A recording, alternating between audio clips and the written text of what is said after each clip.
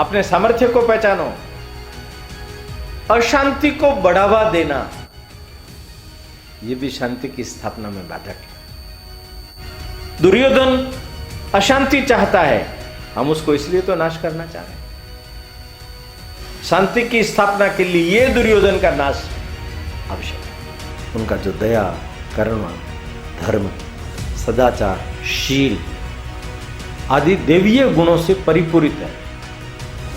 जो सदाचार करता है वो ब्राह्मण। तो मुझे नहीं जानते मैं कौन हूं।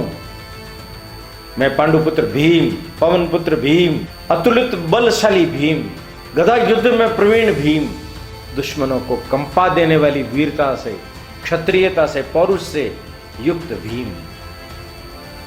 बंदर मुस्कुराया, कहने लगा ये जो तुम्हारे अंदर अहंकार है ना, इस कारण तुम नहीं जा सकते, तुम अयोग्य हो। मनुष्य का सबसे बड़ा गुण होता है अहंकार शून्यता, जो तुम्हें नहीं। 13 वर्ष के पश्चात तुम्हें तुम्हारा राज्य फिर से प्राप्त होगा। वर्षों तक तुम इस पृथ्वी का शासन करोगे, चक्रवर्ती बनोगे, मानवता का, प्रजा का कल्याण करते हुए सहदेव स्वर्गलोक में तुम जाओ।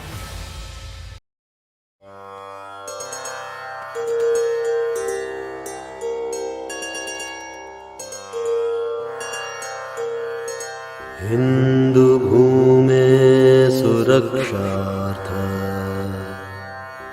केशवेन विनिर्मितम् यं संघपोषितं येन गुरुं तं प्रणमाम्यहम्।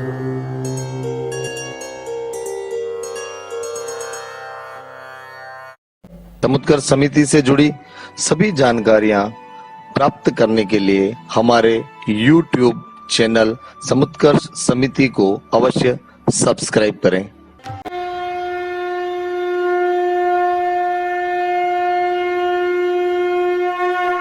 आज हमारे बीच में हमारे जो मुख्य उद्बोधनकर्ता हैं, हमारे प्रेरक, हमारे पथ प्रदर्शक, वर्ष 1986 से जो अपना जीवन राष्ट्र निर्माण और राष्ट्र सेवा के लिए समर्पित कर चुके हैं, ऐसे संघ के प्रचारक माननीय ओमजी भाई साहब, आप एक प्रखर लेखक, विचारक हैं। आप द्वारा कई पुस्तकें लिखी गई हैं, जिनमें मेवाड़ गौरव गाथा, जन जन के महावीर, पन्नादाय, बाबा रामदेव जैसी 25 पुस्तकों का आपने लेखन किया है। और जो आज हमारे बीच में हमारे ज्ञानवर्धन के लिए आज प्रकाशित होकर हमारे बीच में है। मैं आज के इस पुनीत अवसर पर मान्यवर भाई साहब से निवेदन करूंगी कि हमें प्रबोधन प्रदान करें। आदरणीय ओमजी भाई साहब। नमस्कार। समुत्कर्ष व्याख्यान श्रृंखला यतो धर्मस ततो जय में आप सब देवियों और सज्जनों का हार्दिक स्वागत है।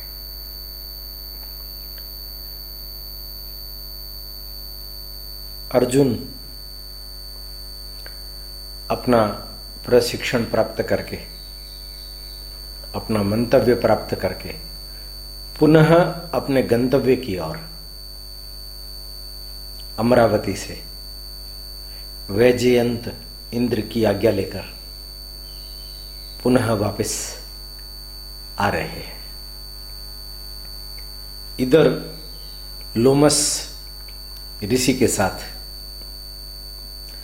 दल बल सहित युधिष्ठिर, भीम, नकुल, सहदेव, द्रौपदी, इनके मुख्य सहायक इंद्रसेन, विशोक, अन्य ऋषिगण, ये सब लोग हिमालय की ओर प्रस्थान कर रहे हैं।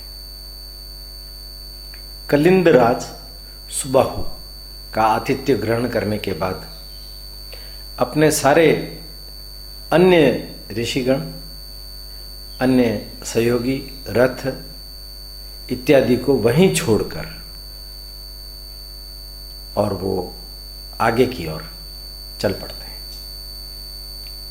आगे विकट दुर्गम रास्ते हैं, पर्वत की चढ़ाई है, हिम आच्छादित क्षेत्र है, जहां सूर्य का ताप भी निष्प्रभावी हो जाता है, जहां जीवनदायिनी ऑक्सीजन नहीं मिल पाती, जहां सघन वृक्षों का जंगल, जहां शिकारी जानवर उनमें से निकल करके वे लोग निरंतर आगे बढ़ रहे हैं। समाचार पहुंच रहे हैं दुर्योधन के पास कि कलिंगराज ने इंद्रसेन और विशोक को धक्के मार करके निकाल दिया, और जो उनके साथ काम करने वाले अनेक राज्य कर्मचारी थे उनको उन्होंने अलग अलग राज्यों में भेजा। धृतराष्ट्र ने भी अपने यहाँ आए हुए उनके पुराने सारे भृत्य उनको आजीविका दी। सुनकर के दुर्योधन प्रसन्न हुआ कि सुबाहु ने युधिष्ठिर के प्रमुख लोगों के साथ में इस प्रकार का व्यवहार किया। इसका मतलब सुबाहु धर्मराज के साथ नहीं है, किंतु ये छलावा था, नाटक था। दुर्योधन के गुप्तचर वहां से लौट जाए, आगे न जाए, इसके लिए उन्होंने ये उपक्रम किया था। युधिष्ठिर आगे बढ़ रहे हैं। इस दुर्गम चढ़ाई के समय में सब हाँफ रहे हैं, थक रहे हैं, और सबसे ज्यादा दुर्गति द्रौपदी की हो रही है, वो चल नहीं पा रही। इतने में एक जगह पर ये लोग थोड़ा विश्राम कर रहे थे, देखा सामने से कोई एक 10-15 लोगों का समूह आ रहा है। उसका नेतृत्व एक बड़ा हष्टपुष्ट लंबा चौड़ा दैत्याकार शरीर लिए हुए कोई व्यक्ति कर रहा है। वो जैसे ही पास में आया, भीम ने सबको रोका, स्वयं आगे बढ़ा और आगे जाकर के उसको रोका, पूछा कौन हो तुम, यहां किस लिए आए हो? उसने कहा कि आप मध्यम पांडव भीम हैं क्या? उन्होंने कहा हां, मैं भीम हूं। मैं आपका पुत्र घटोत्कच। दंडवत प्रणाम किया उसने। सब चकित रह गए, घटोत्कच? अरे! भीम ने उसे गले लगा लिया, लाया इधर, सबसे परिचय कराया। घटोत्कच ने, वो सबको पहचानता था, कहा कि मेरी मां हिडिंबा, उन्होंने भेजा है मुझे। उनको जब ये समाचार मालूम पड़ा कि आप लोगों को राज्य से निष्कासित कर दिया गया है, तो मुझे कहा मैं उन्हें सुरक्षित हिडंब वन, जो कि अब वृकोदर वन, भीम के नाम पर, जिसका वृक जैसा उदर है, वृकोदर वन, उसकी वो स्वामिनी है, मैं वहां का राजा हूं। उन्होंने मुझे कहा तुम उनको यहां लेकर के आओ और फिर हम सैन्य निर्माण करके और युद्ध करके पुनः इंद्रप्रस्थ को विजय प्राप्त करेंगे, हस्तिनापुर को हम हरा देंगे। भीम ने सबका परिचय कराने के साथ में कहा कि ये द्रौपदी है। वो एकदम खुले हुए अच्छे नेत्रों से द्रौपदी को निहार करके कहने लगा, तुम तो मेरी मां हो, बड़ी मां। प्रणाम किया और कहा कि मेरी मां तुम्हारी बहुत प्रशंसक है।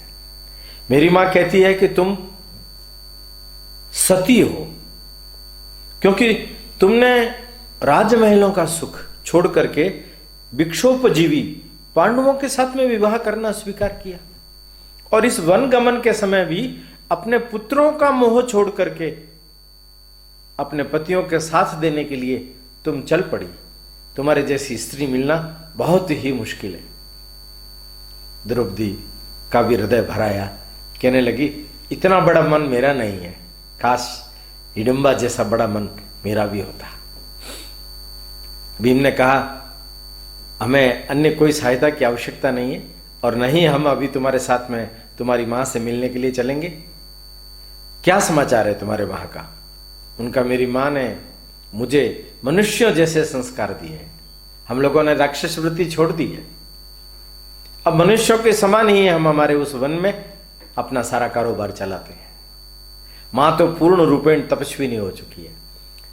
अगर मेरा उत्तरदायित्व उसके ऊपर ना हो तो वो आना तो चाहती है आपके साथ, पर वो जिस संस्कारों में पली बड़ी है उनको छोड़ करके, पुत्र के मोह को छोड़ करके वो नहीं आ पाएगी। तो तुम्हें हमारा समाचार लेने के लिए भेजा है या कुछ और भी? उनका कि और भी, मैं आपकी सहायता करूंगा, थोड़े समय आपके साथ रहूंगा। हम पर्वत पर चढ़ रहे हैं, पर्वत सुगम नहीं है, दुर्गम है। उनका चिंता की कोई बात नहीं, मैं आप सब लोगों को लेके चलूंगा। ऐसा कहते हैं कि घटोत्कच में राक्षसी वृत्ति के कारण से मायावी सिद्धियां भी थी, वो उन लोगों को लेकर के उड़ने लग गया और उसने उन लोगों को धीरे धीरे धीरे धीरे उड़ते हुए गंधमादन पर्वत तक पहुंचा दिया। सब लोगों को वहां उतार कर घटोत्कच ने ये कहा कि अब मैं आज्ञा लेता हूं पिताजी। भीम ने उस समय में कहा कि तुम जा तो रहे हो, पर तुम्हें मालूम है ना 13 वर्ष के पश्चात युद्ध होगा। मालूम है पिताजी, मैं पूर्ण रूपेण उस युद्ध में आपका साथ दूंगा और मेरी मायावी शक्तियों और मेरे लोगों के साथ में मैं युद्ध में उन लोगों को परास्त करूंगा। घटोत्कच ने विदाई ली, आगे बढ़े। आगे एक जगह पर आश्रम बनाकर लोमश ऋषि, धौम्य मुनि, राजपुरोहित, वो सब लोग रहने लगे। एक दिन द्रौपदी कहीं बाहर की तरफ गई हुई थी, तो उसने देखा बड़ी अद्भुत खुशबू, गंध, सुगंध कहीं से आ रही है। उसने इधर उधर देखा, जिस दिशा से गंध आ रही थी उस दिशा में उसने अपने कदम आगे बढ़ाए। जाकर के देखा तो एक झाड़ी में एक बड़ा अद्भुत कमल का फूल, उसने देखा उसको, थोड़ा नीला सा रंग लिए हुए कमल का फूल। उसने उसको उठाया, उसकी गंध को सूंघा। वो मदमाती हुई उसकी गंध को सूंघ करके,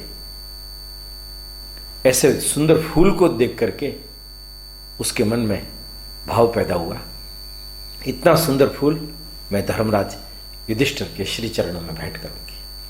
अपनी श्रद्धा और भक्ति का प्राकट्य इस पुष्प के माध्यम से मैं उनके श्री चरणों में करूंगी। वो जब जा रही थी तो सबसे पहले उस पुष्प को लेकर के भीम के पास गई। भीम ने कहा, इतना सुंदर पुष्प तुम कहां से लेके आई? ये तो सहस्र दल सौगंधिक पद्म है, ये दुर्लभ है। और सुना है कि ये तो कुबेर का जो निजी सरोवर है गंधमादन पर्वत के ऊपर, ये वहां है, उस सरोवर में लगते हैं ये। द्रौपदी ने कहा कि ये पुष्प तो मैं महाराज युधिष्ठिर को चढ़ाऊंगी, किंतु मेरे लिए, मेरे बालों के श्रृंगार के लिए, ये जो मेरे खुले हुए बाल हैं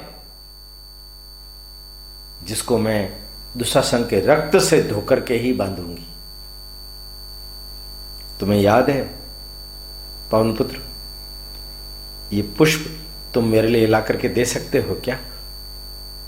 भीम हमेशा ही द्रौपदी की सब प्रकार की इच्छाओं की पूर्ति करने में सन्नद्ध रहता था। और अगर वास्तव में देखा जाए तो द्रौपदी की वास्तविक स्त्रीय सुलभ, नारी सुलभ जितनी भी इच्छाएं थी वो भीम ने ही पूरी की। भीम चल पड़ा, उसने पर्वत की ओर प्रस्थान किया। बहुत दुर्गम अगम्य रास्ते वो चढ़ता जा रहा था, चढ़ता जा रहा था। ऊंचे पर्वत पर लांग करके जैसे ही वो आया आगे, आगे एकदम सघन रास्ता हो गया। एक व्यक्ति ही उस रास्ते में से निकल करके जा सकता था। घने झुरमटों के बीच के अंदर उसने देखा एक बंदर जो शायद बीमार था, दुर्बल था, वृद्ध था, वहां उस रास्ते के ऊपर लेटा हुआ है। भीम ने जाते ही उसके साथ में बदतमीजी से बात की। देखिए आप, जब व्यक्ति सामर्थ्य संपन्न होता है, गुणों से परिपूर्ण होता है, तो उसे विनम्र होना चाहिए, उसे अपने धर्म का भान होना चाहिए। उसने तू तड़के से बात की, कौन है तू, क्यों रास्ता रोक करके बैठा है? वो बंदर हल्का सा मुस्कुराया, बहुत धीरे धीरे उत्तर दे रहा था, कह रहा था आप तो बुद्धिमान हैं, आप तो धर्म के ज्ञाता है, मनुष्य हैं, हम तो पशु योनि में हैं, हमें कहां धर्म का ज्ञान है, हम कौन है ये चीज हम नहीं जानते। रास्ता रोके हुए मैं इसलिए बैठा हूं कि ये जो रास्ता है ये स्वर्ग के लिए जाता है, स्वर्ग लोक के लिए। तो तुम्हें स्वर्ग लोक में जाना है क्या? भीम ने कहा मुझे स्वर्ग लोक में जाना है कि नहीं जाना है, तुम सच सच बताओ, ये स्वर्ग लोक में जाता है? सदेह मनुष्य उसमें जा सकता है? उनका सदेह मनुष्य उसमें जा तो सकता है, किंतु तुम नहीं जा सकते। क्यों? मैं क्यों नहीं जा सकता? तुम मुझे नहीं जानते मैं कौन हूं। मैं पांडुपुत्र भीम, पवन पुत्र भीम, अतुलित बलशाली भीम, गदा युद्ध में प्रवीण भीम, दुश्मनों को कंपा देने वाली वीरता से, क्षत्रियता से, पौरुष से युक्त भीम। बंदर मुस्कुराया, कहने लगा ये जो तुम्हारे अंदर अहंकार है ना, इस कारण तुम नहीं जा सकते, तुम अयोग्य हो। मनुष्य का सबसे बड़ा गुण होता है अहंकार शून्यता, जो तुम्हें नहीं। तुम मुझे सिखाओगे कि मेरे अंदर अहंकार है कि नहीं है? जिसमें गुण होते हैं उसमें अहंकार होते ही होते हैं। भीम अपनी बुद्धि पर अड़ा रहा। अच्छा ठीक है, तुम अगर जाना ही चाहते हो तो ऐसा करो, मुझे क्यों तंग कर रहे हो? ये मेरे पीछे की तरफ पूंछ है, पूंछ को एक तरफ करो और चल पड़ो। भीम ने भी सोचा काफी समय हो गया, दोपहर का समय हो गया, मुझे वहां सरोवर तक पहुंचना है, पुष्प लेकर के वापस भी जाना है, संध्या हो जाएगी, उधर सब युधिष्ठिर वगैरह चिंतित हो उठेंगे, मैं किसी को बता के नहीं आया हूं। चुपचाप होकर के आगे बढ़ा और उसने जाकर के उस पूंछ को अपने हाथ से हटाने का प्रयत्न किया। वो चकित रह गया, गदा रखनी पड़ी, दोनों हाथों से पूंछ को उठाना पड़ा। पूंछ टस से मस नहीं हो रही, पूंछ नहीं हट रही, पूंछ नहीं हट रही। कौन है ये? अपनी शक्तियों को पस्त होते हुए देखकर, सामने वाले के बल को पहचान कर भीम को होश आया। भीम ने उनसे पूछा, स्वर बदल गया, कहां तू तड़के से बात कर रहा था? कौन है आप? कौन है आप? उनका मैं हूं पवन पुत्र हनुमान, इस नाते तुम्हारा भी भाई हूं। आप प्रभु, आप हनुमान? अहो भाग्य मेरे, प्रणाम, दंडवत। आपके दर्शन पाकर के मैं कृतार्थ हो गया। उन्होंने कहा कि अभी दर्शन पाए कहां है, मेरा वास्तविक स्वरूप देखने के बाद ही तुम दर्शन पाओगे। विशाल काय स्वरूप धारण कर लिया उसने और दर्शन दिए। हनुमान जी ने भीम के अहंकार को ठिकाने लगाकर सीख दी, अपनी योग्यता से व्यक्ति को अहंकार नहीं करना चाहिए, बल्कि विनम्र बन करके अपने जीवन को जीना चाहिए। गुणों का भी अहंकार नहीं होना चाहिए। अहंकार दुर्गुण है, वो आपको अधर्म अन्याय के रास्ते पर ले जाता है। भीम आगे चल पड़ा। आगे जब जाकर के पहुंचा तो कहीं कोई दिखाई नहीं दे रहा था, दूर कहीं एक सैनिक दिखाई दिया। उसको पूछा, गंधमादन पर सौगंधिक पुष्प पद्म, उसका सरोवर कहां है? उनका वो तो कुबेर का क्षेत्र है और वहां सुरक्षा व्यवस्था बहुत है। तुम वहां नहीं जा सकते, और उस पुष्प क्या सरोवर के भी हाथ नहीं लगा सकते, और वो गंधमादन पर्वत पर ऊपर की तरफ है। भीम ने उसका धन्यवाद किया और ऊपर की तरफ चल पड़ा। जाकर के देखा तो वहां सैनिकों से रक्षित वो सरोवर था, उसके बीच में खूब सारे पुष्प और उसकी खुशबू फैली हुई थी। वहां एक जो टुकड़ी का नायक था उसको कहा, मुझे ये पुष्प चाहिए, मैं अपनी प्रिया के लिए लेने के लिए आया हूं। उनका ये कुबेर की अनुमति के बिना तुम नहीं जा सकते। अनुमति कैसे मिलेगी कि तुम्हें वापस नीचे जाना पड़ेगा। वृषपर्वा के आश्रम के बाद में आज आर्ष्टी श्रेण के आश्रम तक जाने के बाद ही तुम गंधमादन की ओर जाकर के कुबेर से अनुमति प्राप्त कर सकते हो। उनका मुझे फूल अभी चाहिए, मैं इतनी 2 दिन की वापस यात्रा करके उनके पास जाकर के अनुमति लेकर के कैसे आऊं? तो मुझे पुष्प ले जाने दो या अनुमति दिला दो तुम। उनका ना मैं अनुमति दिला सकता हूं, ना मैं पुष्प ले जाने दूंगा। पुष्प क्या तुम पानी के भी हाथ नहीं लगा सकते। भीम ने कहा, मुझे देखता हूं मुझे कौन रोकता है। भीम आगे बढ़ गए। जब उसने सरोवर में उतरने का प्रयत्न किया तो इस नायक ने भीम के वध की आज्ञा दे दी। सैनिकों, इसका वध कर दो। अपने आत्मरक्षा के लिए इसने सैनिकों का वध कर दिया। उधर युधिष्ठिर को मालूम पड़ा। वो दोपहर के भोजन के समय में दिखाई नहीं दिया भीम। द्रौपदी को पूछा, द्रौपदी ने कहा कि मैंने उन्हें पुष्प लेने के लिए भेजा है। कुछ नहीं बोले युधिष्ठिर। ब्रह्मचारी सहदेव को बुला करके एक ब्रह्मचारी को बुलाया, उससे पूछा। उन्होंने कहा यही सीधा रास्ता और दूसरा कोई रास्ता नहीं। सब लोग गए वहां। जाकर के देखा तो रास्ते में सैनिक मिले ही नहीं उनको कोई। ऊपर जाकर के देखा तो सारे सैनिक, क्योंकि टुकड़ी गिरी हुई पड़ी थी। मुख्य नायक का भी वध कर दिया।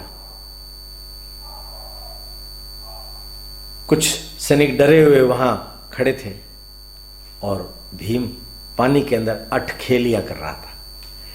इन लोगों को देखा तो उसने अपनी बाहों में भर करके सौगंधिक पुष्प पद्म उनको लिया और लेकर के आया और द्रौपदी को भेंट किया। ये लो, तुम्हारी इच्छा पूर्ण हुई। युधिष्ठिर ने कहा कि अपनी इच्छाओं की पूर्ति के लिए दूसरों की अवमानना करना, उनकी उपेक्षा करना, उनकी अवज्ञा करना, उनकी मर्यादा को भंग करना, यह हमारा काम नहीं। तुम्हारे में बल है, इसका अर्थ यह थोड़ी है कि तुम जो निर्बल है उनको ध्वस्त करके अपनी मनोइच्छाओं को पूर्ण करोगे। दूसरे की मर्यादा का पालन करना भी हमारी अपनी मर्यादा है। दूसरे के अधिकारों की रक्षा करना यह हमारी अपनी मर्यादा है। इसका तुमने पालन नहीं किया। उन्होंने बताया, इसने मुझे मारने की आज्ञा दे दी थी, मैंने आत्मरक्षा के लिए इनको मारा, चला के नहीं मारा। मैं तो पुष्प लेने के लिए तैयार था, अनुमति लेने के लिए तैयार था, पर यहां कैसी अव्यवस्था है। कुबेर अनुमति भी नहीं दे रहा, और अनुमति देने के लिए इतना लंबा रास्ता। ये तो धर्मराज की अवमानना नहीं है, ये पांडवों की अवमानना नहीं है। क्या कुबेर को मालूम नहीं कि उसके क्षेत्र के अंदर धर्मराज युधिष्ठिर आ चुके हैं? धर्मराज ने कहा कि क्रोध मत करो, हमारी मर्यादा भंग नहीं होती। 5-7 दिन वहां रुके, वहां से लौट करके आए, वृषपर्वा के आश्रम में रुके कुछ समय, और फिर आर्ष्टिशयन कुलाधिपति थे, हिमालय में गंधमादन पर्वत के ठीक नीचे उनका बहुत बड़ा आश्रम था।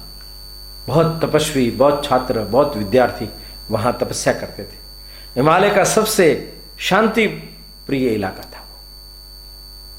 इससे आगे जाने पर ऑक्सीजन की कमी होने के कारण लोग रह नहीं पाते थे, और उसके आगे का रास्ता मनुष्यों के लिए अगम्य है। शाम के समय आर्ष्टिशयन मिले, पांडवों का स्वागत किया और उन्होंने कहा, हम कुबेर के दर्शन करना चाहते हैं, तो आश्चर्य ने कहा कि कुबेर के दर्शन करने के लिए आपको यहीं प्रतीक्षा करनी पड़ेगी, यहीं साधना करनी पड़ेगी। मनुष्यों के लिए आगे का मार्ग अगम्य है, वो आपको आपकी तपस्या पर प्रसन्न होकर कुबेर यहीं दर्शन देंगे। कुबेर यक्ष है और यक्ष किन्नर वो लोग वहां साधना करते हैं, तपस्या नहीं करते हैं। हम लोग यहां तपस्या करते हैं। हमारी तपस्या से कुबेर दर्शन देंगे तो हमें कोई फायदा नहीं होने वाला। कुबेर भोग के सिवाय और क्या दे सकते हैं? हम तो यहां त्याग करके बैठे हुए, हमें भोग चाहिए। कुबेर के पास जाने का और दूसरा कोई रास्ता नहीं, यही प्रतीक्षा करनी पड़ेगी। ऐसा सुनकर के सत पांडवों ने वहीं धौम्य ऋषि के साथ में अपना शिविर डाल लिया। और वहीं से ही आर्षटिशन ने कहा कि वैजयंत के यहां अर्जुन गए थे, वो लौट करके आने वाले हैं, आप उनकी स्वागत के लिए ही यहां आए हैं, आप उनकी भी प्रतीक्षा कीजिए। आश्रम में रह रहे थे, एक दिन भीम ने देखा धौम्य ऋषि के पास में एक बड़ा अत्यंत ही बलशाली युवक बैठा है। इसके मन में संदेह जगा, पूछा धौम्य ऋषि से उसके जाने के बाद, कौन है ये? तपस्वी है ये, धर्मराज से प्रभावित होकर के तपस्या करने के लिए आया है। पूछ रहा था पांडवों के पास कौन कौन से अस्त्र शस्त्र है, अस्त्र शस्त्र पूछ रहा था। उन्होंने सोचा धर्मराज को चेतावनी देने से कोई लाभ नहीं, मुझे ही उस पर दृष्टि रखनी पड़ेगी। एक दिन युधिष्ठिर को पूछा तो उन्होंने कहा तुम उसके बारे में क्यों पूछ रहे हो, वो तो बहुत कठोर तपस्वी है, उसका नाम जटानंद है। भीम समझ गया ये जटानंद नहीं है, कुछ और है। और एक दिन उसका रहस्य खुल गया। जटानंद ने द्रौपदी का हरण करने की योजना बना ली, उसके पीछे छुरा भोंक दिया, उसको लेकर के भागने लगा, मैं तुम्हें अपनी रानी बनाऊंगा और कुबेर के क्षेत्र में लेकर के चलूंगा। कुबेर के महल में मेरा मित्र मणिमान, वो वहां का सेनापति है, उसके पास चलने पर मैं तुम्हें वहां रानी की तरह रखूंगा, तुम मेरे साथ चल। इन भिक्षुकों के साथ में कहां घूमती हुई रो रही है, तू भटक रही है। वो चित्कार कर उठी, चिल्लाई, अगर तुम चिल्लाओगी तो मैं तुम्हारे को छुरे से भोंक दूंगा, मार दूंगा। चिलचिलाहट के बीच के अंदर सारे तपस्वी निकल आए, युधिष्ठिर, सहदेव, नकुल आए। भीम दूर सरोवर की तरफ गए हुए थे, सहदेव आगे बढ़े, उसने कहा खबरदार जो आगे बढ़े। युधिष्ठिर ने भी उन्हें रोक दिया। सहदेव ने परिस्थिति की नाजुकता को समझ करके भीम को बुलाना ही उचित समझा। भीम आया और उसने उसको देखा, उनका मैं समझ गया था तुम जटानंद नहीं, तुम जटासुर हो, और आज तुम्हारे प्राण मेरे हाथ में है। और भीम के साथ में जब उसका युद्ध हुआ तो वो टिक नहीं सका और भीम ने अपने दोनों घुटनों से उसको जमीन दोज करके उसके घुटनों को उसकी गर्दन पर दबा दिया। श्वास अवरुद्ध हो गया, प्राण निकल पाए। जटासुर का अंत हुआ।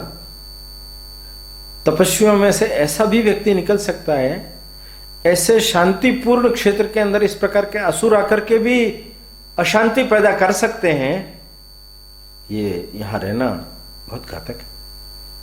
कुबेर का क्षेत्र है ये, इसका मतलब कुबेर का प्रश्रय के बिना यहां अत्याचार नहीं पनप सकते। भीम ने कहा कि कुबेर को चुनौती देनी पड़ेगी, युधिष्ठिर ने इनकार कर दिया।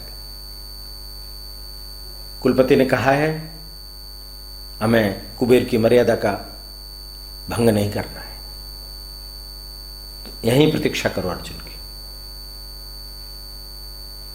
द्रौपदी ने भीम को आह्वान किया।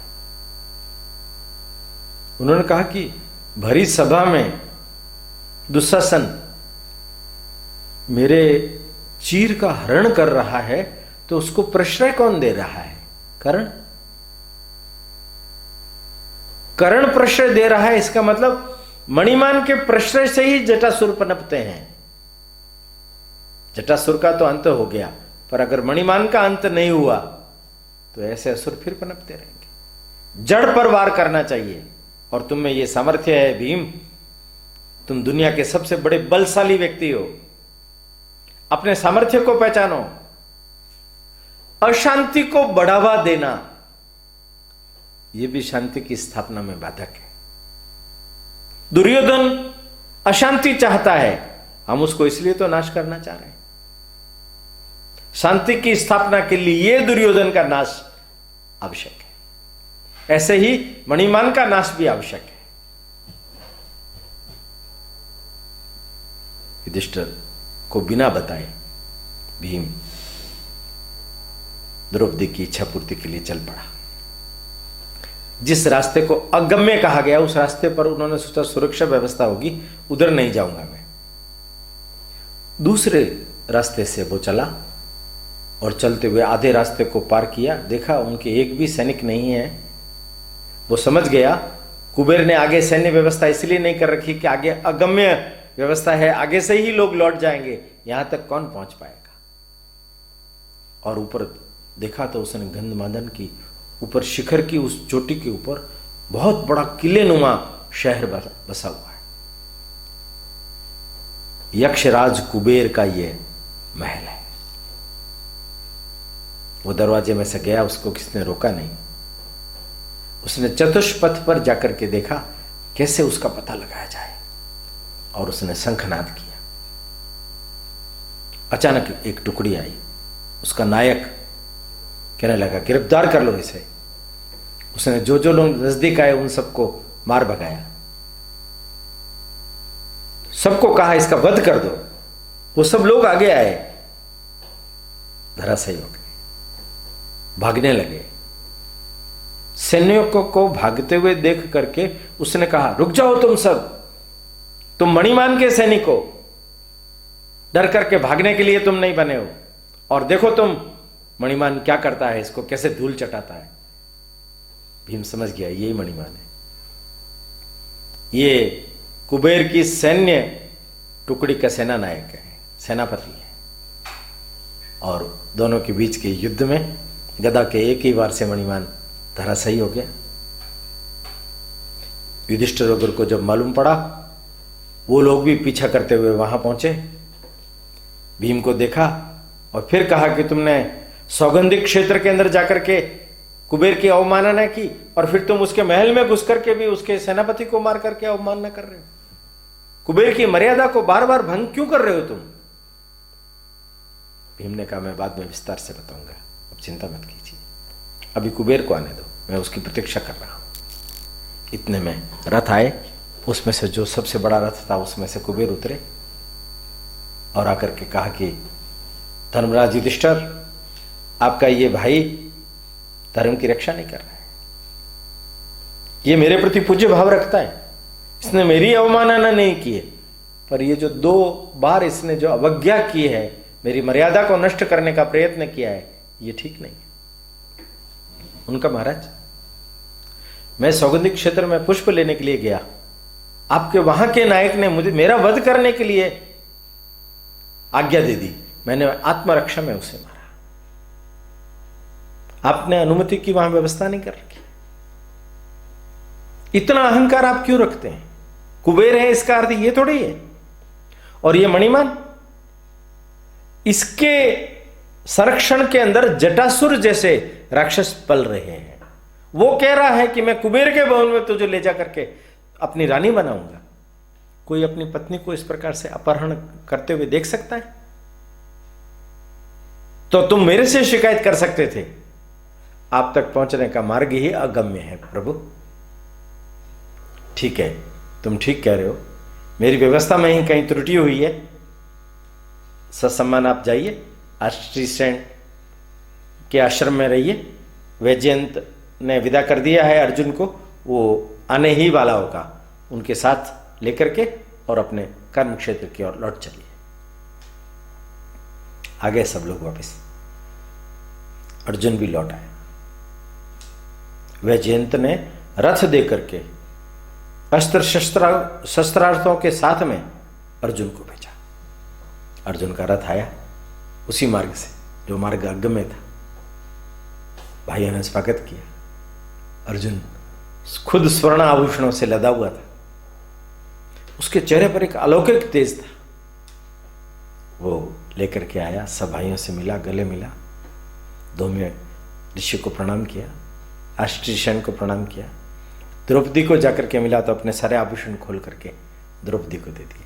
मैं तुम्हारे लिए इतना ही सीमित उपहार ला सका हूं प्रिय, द्रौपदी ने कहा कि मेरे लिए स्वर्ण आभूषण ये उपहार नहीं है, मेरे लिए तो केवल एक ही उपहार है, दुर्योधन, दुशासन, कर्ण, शकुनी, इनका वध हो, हमें हमारा धर्म राज्य फिर से प्राप्त हो, इसके अलावा मुझे कुछ नहीं चाहिए। तुम अस्त्र शस्त्र लेने के लिए गए ही किस लिए थे? अपनी शक्ति बढ़ाने के लिए गए ना। क्यों बढ़ाना चाहते थे?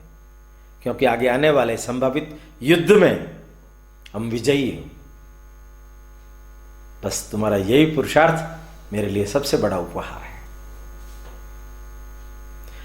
अर्जुन ने बताया, मैं अनेक अस्त्र शस्त्र सीख करके आ गया, उसका बनाने की विधि को भी सीख करके आ गया, परिचालन करना भी सीख के आ गया, पर यात्रा प्रवास में हम लेकर के इतना सब कुछ कैसे चल पाएंगे, इसलिए मैंने उनको लिया नहीं है, वो मेरे मस्तिष्क में है, जब चाहूं तब मैं उसका निर्माण कर सकता हूं। तुम ये जो लेकर के आए हो उसको सुरक्षित रखवा देते हैं, किंतु इनमें कितनी ताकत है, ये कैसे कैसे इसका प्रदर्शन हो सकता है, इनका बल कितना है, यह हमें कैसे ज्ञात होगा? अर्जुन ने कहा कि मैं इसका कल सुबह आपको प्रदर्शन करके दिखाऊंगा। आधी रात के समय में धौम्य ऋषि चुपचाप अस्ट्रीसेन के कक्ष की तरफ गए, उनको आपात स्थिति में जगाया और कहा कि पांडव सुबह शस्त्रों का प्रदर्शन करेंगे। अर्जुन उन्हें उन सबका जो सीख करके आया है प्रदर्शन करके दिखाएगा। इस संपूर्ण शांति वन की, देव वन की मर्यादा नष्ट हो जाएगी, अशांत हो जाएगा, पशु पक्षी डर करके भाग जाएंगे। मनुष्यों के लिए भी ये निरापद था, पर ये तो इस प्रकार की स्थिति खड़ी हो रही है, क्या करें? कि तुम चिंता मत करो, मैं व्यवस्था करता हूं। प्रातःकाल हुआ, वो लोग प्रगटीकरण के लिए प्रस्तुत हुए। इतने में देखा उधर से कई रथ आए, कुबेर भी आए, अस्ट्रीसेन भी आए, धौम्य भी है साथ में, और देखा महर्षि नारद भी। प्रभु आप? उनका हाँ, कुशल रहो, 13 वर्ष के पश्चात तुम लोग विजयी होगे, फिर से धर्मराज्य की स्थापना करना। किंतु प्रभु ये इस समय में आपका पधारना एक ही कारण है, आप लोग जो ये शस्त्रों का प्रदर्शन कर रहे हैं, क्या ये इस शांति वन में, देव वन में उचित है? क्या यहां पशु पक्षियों की इसके कारण से भागदौड़ नहीं हो जाएगी? युधिष्ठिर ने कहा ये तो बात है ही, ये बात हमें ध्यान में नहीं आई, हम चूक गए। उनका जो सामर्थ्य संपन्न होते हैं उन्हें अपनी शक्ति का निरर्थक प्रदर्शन नहीं करना चाहिए, उपयुक्त जगह पर इसका प्रदर्शन करना आवश्यक है, यहां नहीं। पर प्रभु आप क्यों आए?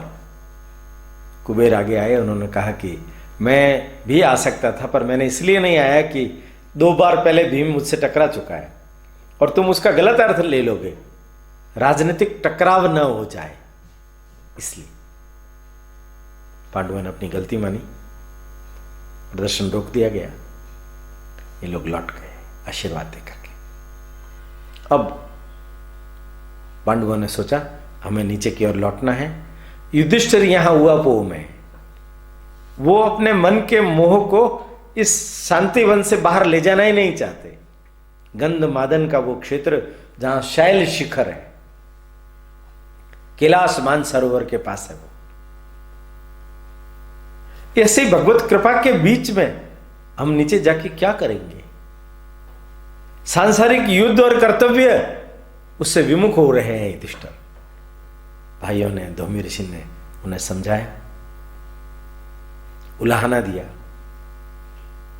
तब जाकर के युधिष्ठिर ने प्रतिज्ञा की, हे शैल शिखर, अब मैं अपने कर्तव्यों की पूर्ति के बाद युद्ध जीतकर धर्मराज्य की स्थापना करके पुनः आपके दर्शन के लिए आऊंगा, तब मैं यहीं रह जाऊंगा।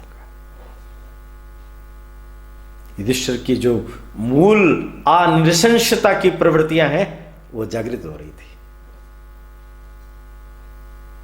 उन्हें अपने कर्तव्य का बोध कराया, लौट पड़े। विशाखा यूप वन में पहुंच गए। वहां जाकर के देखा हिंस्र पशु बहुत है, हिंस्र जानवर बहुत है, हिंस्र वन मानव बहुत है, उनका नाश करना आवश्यक है। भीम ने अभियान चला दिया, चुन चुन के मारने लगा वो। किंतु एक गुफा के अंदर वो जब गया, देखा एक बहुत बड़ा अजगर। उसने देखा इतना बड़ा अजगर, वो तो छोटे मोटे सांपों को ही मार रहा था। उस अजगर ने भीम को अपने लपेटे में ले लिया। भीम को अपने बल का बड़ा गुमान था, 1000 हाथियों का बल है। उसने सोचा इसके पिंड से मैं छूट जाऊंगा, इसको तोड़ दूंगा, मैं इसको मार दूंगा। मैं जितना वो कस मसाने लगा उतनी ही उसकी कसावट तेज होने लगी। अजगर ने उसको अपने पंजे में बांध लिया, लिपट गया उसके चारों। भीम ने कहा मुझे क्यों मार रहे हो? मैं तो ये पक्षियों के घोंसलों में आक्रमण करके सर्प लोग उनको अंडे खा जाते हैं, मैं उनको दंड दे रहा था। सर्प मनुष्य की भाषा बोल रहा था। उसने कहा तुम कौन हो? उनका मेरा नाम भीम है, मैं मध्यम पांडव हूं।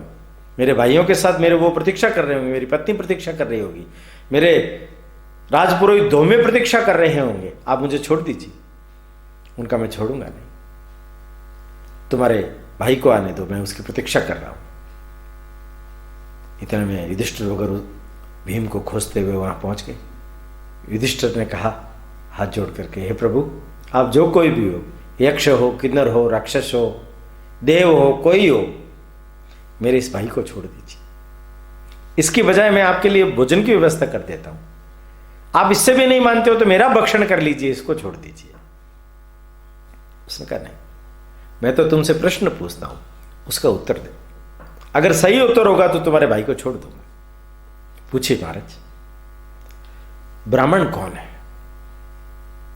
उनका जो दया, करुणा, धर्म, सदाचार, शील आदि देवीय गुणों से परिपूरित है, जो सदाचार करता है, वो ब्राह्मण है।